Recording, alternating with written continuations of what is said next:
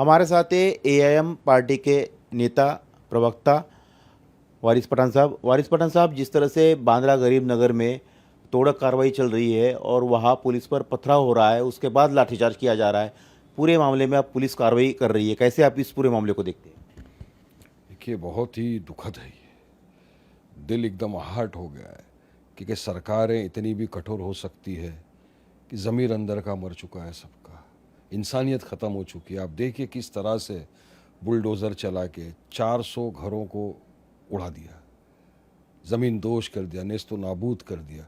और वो परिवार वाले बेचारे, महिलाएं, बूढ़े, बुज़ुर्ग, बच्चे, तमाम लोगों को सड़क पे ला के फेंक दिया। आज इतनी धूप है, गर्मी, आप देखिए वहाँ के जो विजुअल्स आ रहे हैं, रस्तों के ऊपर सबके सामान पड़े हैं, किताबें, बुक, बच्चों की स्कूल की बैग वगैरह सब इसी तरह तितर बितर पड़ा हुआ है, रो रहे हैं, चिल्ला रहे हैं, मगर कोई गुहार सुनने वाला नहीं है। तो ये एक मैं समझता हूँ कि इंसानियत ही मर चुकी है। अरे भाई, अगर वहाँ पे आप उनके स्टेटमेंट देखिए, जो लोग हैं जो बोल रहे हैं मीडिया को कि हम यहाँ पे 40-50 साल से रह रहे हैं, हमारे पास दस्तावेज है, सब कुछ हमारे पास है, वो सबको भी मद्देनजर नहीं रखा आप लोगों ने। करते ठीक है, अगर सरकार को लगता है इलीगल अतिक्रमण इतने साल से इलीगल कर रहे थे, तो ये भ्रष्ट बीएमसी के जो कर्मचारी लोग हैं जिन्होंने इलीगल अतिक्रमण करने दिया, उनके खिलाफ क्या कार्रवाई की आपने? जो लाखों रुपया बना के आज भी बैठे हुए हैं, क्या उनके घरों के ऊपर आपने बुलडोजर चलाया? क्या उनके भी घर पे आप चलाएंगे?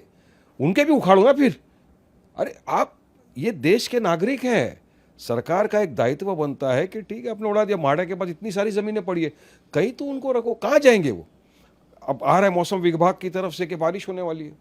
बरसात में ये भीगते बिलखते ये बच्चे, ये मजलूम औरतें, ये बूढ़े कहाँ जाएंगे? सब बताओ मेरे को।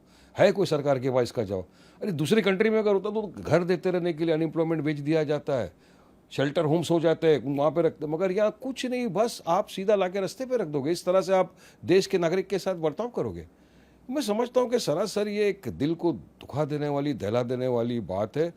और इसमें आप वहाँ पे देखिए मस्जिद थी, तो ये सारे सेंसिटिव इश्यूज होते हैं। मस्जिद है, मंदिर है, गुरुद्वारा है, इनको अगर आप इस तरह से गिराओगे तो ये एक सेंसिटिव क्रिएट होता है, ये पब्लिक के अंदर अफरा तफरी का माहौल होता है।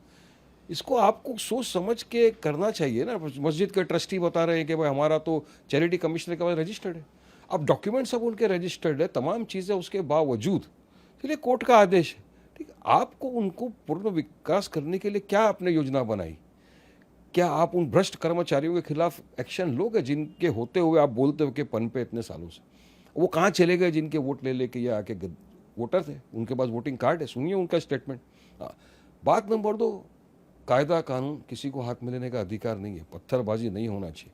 मैं वायलेंस का हमेशा से कंडम किया था, करता हूँ, करता रहूँगा, मगर वीडियो भी आप देखिए किस तरह के भी और आ रहे हैं। अभी मैं देख रहा था, आपके सामने बताया कि पुलिस इस तरह से लाठी मार रही है बूढ़ी महिला को, सबको। पहले पथराव हुआ, उसके बाद पुलिस को लाठीचार्ज करना पड़ा, पुलिस तो समझा रही थी। मैं तो आपको बोल रहा हूँ, वायलेंस का मैं सपोर्ट नहीं करता, मैं वायलेंस को कंडेम करता हूँ। अब सरकार का दायित्व बनता है कि ये जो इतने सारे बच्चे, बूढ़े, महिलाएं जो रास्ते के ऊपर सामान वगैरह लेके बैठे, कहाँ जाएंगे? क्या उनको इसी तरह फेंक दिया जाएगा? कितनों की तबीयत वहाँ पे ख़राब है, उनके लिए क्या करेंगे आप?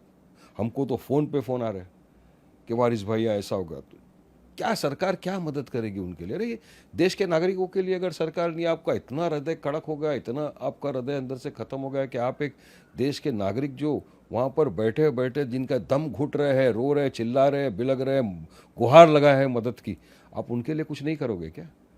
तो कहाँ लेके बुलडोजर जस्टिस से? आपकी सरकार मेरा तो यही बोलना है कि आज जो वहाँ पर लोग बैठे हुए हैं इतने की तादाद के अंदर, बूढ़े हैं, उसमें महिला है, बुजुर्ग है, बच्चे हैं, सब, तो उनके लिए सरकार को प्रबंध करे। जैसे मेरा एक ये सजेशन है, माड़ा के पास तो इतनी सारी जगह है ना, कहीं पर भी उनके दस्तावेज चेक करे, दस्तावेज चेक करके उनको वहाँ पे रहने के लिए जगह दे सरकार। बोला कहाँ जाएंगे? चलिए बताओ मेरे को। रस्तों पे इसी तरह आप मरने के लिए छोड़ दोगे क्या सबको?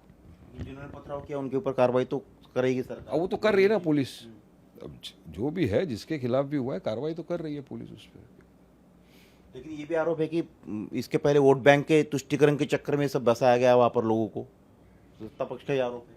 नहीं, अगर तुष्टीकरण के लिए बस आया जो भी, तो ऐसे तो पूरे मुंबई के अंदर आप देखो कितने सारे स्लम्स हैं। स्लम ही स्लम में आप चले जाइए सबअब्स की तरफ या कहीं पर भी, तो आपको स्लम ही स्लम दिखेंगे।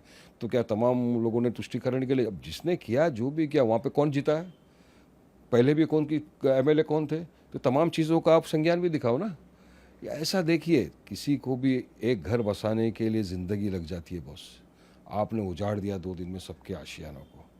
तो ये ऊपर वाले के यहाँ भी देर है अंधेर नहीं है। आप ज़मीन वालों पे रहम करोगे, आसमान वाला आप पे रहम करेगा। आप ज़मीन वालों पे जुल्म करोगे तो आपके ऊपर भी हो सकता है। तो ये मैं समझता हूँ बहुत दिल दुखा हुआ है हमारा। हमने जो वहाँ के लोगों से सुना है और जो देख रहे हैं, इससे एक ऐसा लग रहा है कि इंसानियत मर चुकी है। शुक्रिया बात करने के लिए। तो ये थे वारिस पठान, कैमरामैन विजेंद्र के साथ सचिन चौधरी, इंडिया टीवी मुंबई।